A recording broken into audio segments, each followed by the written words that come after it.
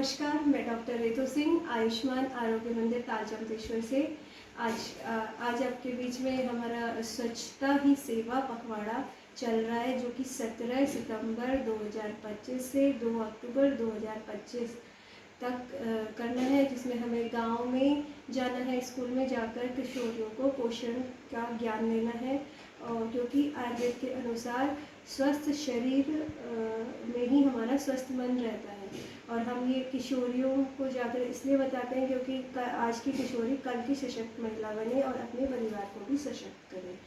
तो सबसे पहले मैं आपको बैलेंस डाइट के बारे में बताऊंगी कि बैलेंस डाइट क्या होती है, कि जिसमें हर चीज़ हमारी जो एप्रोप्रिएट अमाउंट है, सफिशिएंट उसमें क्वांटिटी में हमारी प्लेट में रहे। जैसे कि हमारे प्लेट में प्रोटीन होना चाहिए, कार्बोहाइड्रेट होना चाहिए, फैट होना चाहिए, वाटर, मिनरल और फाइबर, ये सब हमें पूरे दिन में इनटेक करना है।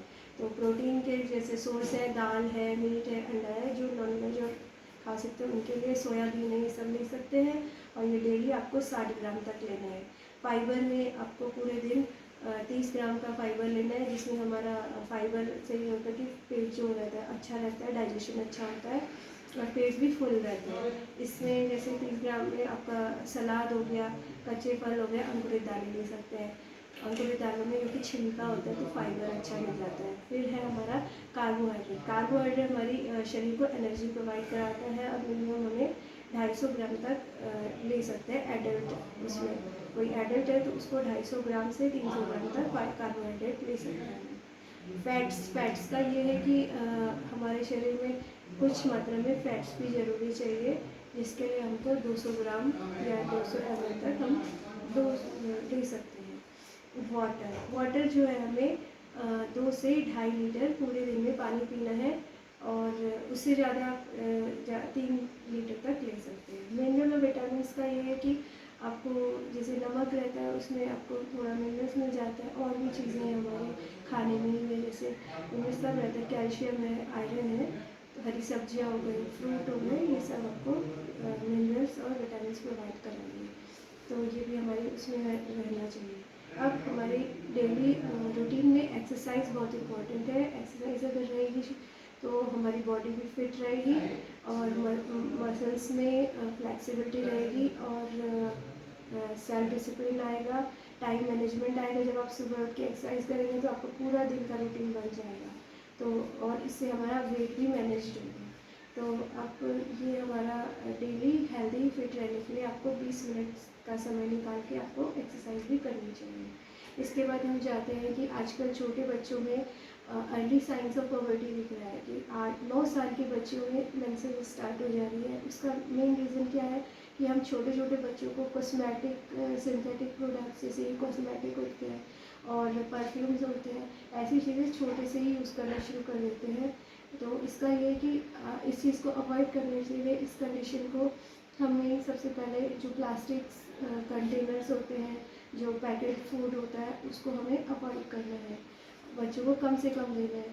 उसके अलावा जो स्क्रीन टाइम है वो बच्चों को ज़्यादा नहीं देना है। उससे होता है कि हमारे जो ब्रेन में मेलाटोनिन होता है, जो रिलैक्सिंग हार्मोन होता है, वो बनना बंद हो जाता है और हमको नींद कम होती है और हमारा जो स्लीप साइकिल है वो डिस्टर्ब हो जाता है। तो 6 से 7 घंटे आपकी जो नींद है बच्चों की और ज़्यादा होनी चाहिए, तो वो ढंग से प्रॉपर नहीं हो पा रही है। इसके अलावा ये जो है आपका हार्मोनल डिसबैलेंस की वजह से भी होता है, क्योंकि डाइट जो है स्पाइसी फूड अवॉइड करना है, स्क्रीन टाइम बंद करके फिज़िकल एक्टिविटीज़ पे बच्चों को ध्यान केंद्रित करना है।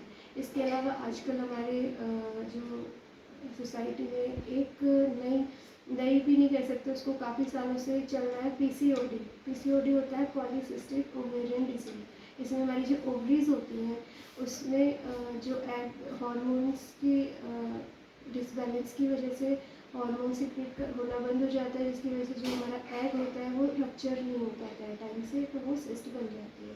इसका भी ये है कि ये सब हार्मोनल इम्बैलेंस की वजह से होता है।